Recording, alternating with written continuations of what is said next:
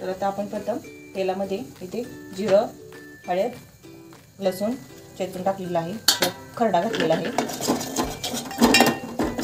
आणि जरासं असं परतून घ्यायचं आणि त्यानंतर त्याच्यात पाणी ओतून घ्यायचं. पाणी थोडं कमीच प्रमाण ठेवायचं पाण्याचं, जास्त पण पातळ केली की भाजीच्या प्रमाणातच ते वापरायचं पाणी.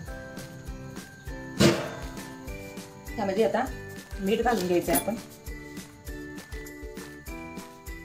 मीठ पण थोडंसं कमीच वापरायचं, कारण ती हरभऱ्याची भाजी जरा आंबट असते, त्यामुळे थोडंसं मीठ कमीच घालायचं आणि ह्याला चांगली उकळी येऊन द्यायचं. आता हे पहा, हे सगळं पाणी आता उकळलेलं आहे. यामध्ये आता आपण हे जी भाजी आहे ती यामध्ये घालून घ्यायची आहे.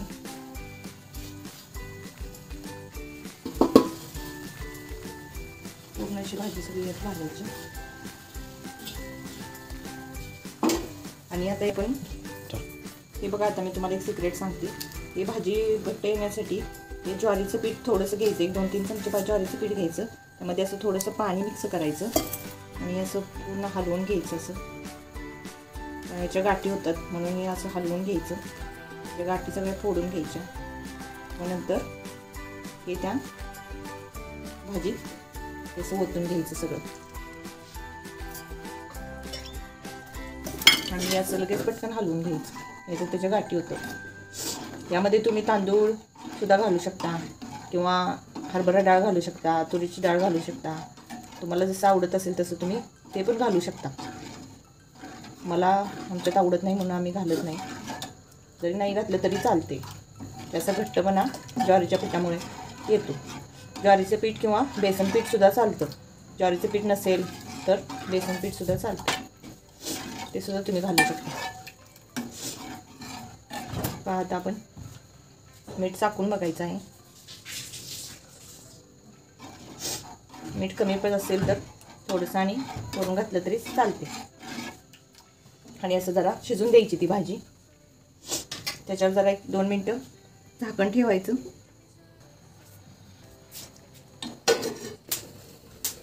हे बघा, आता हे आपण उघडून बघूया.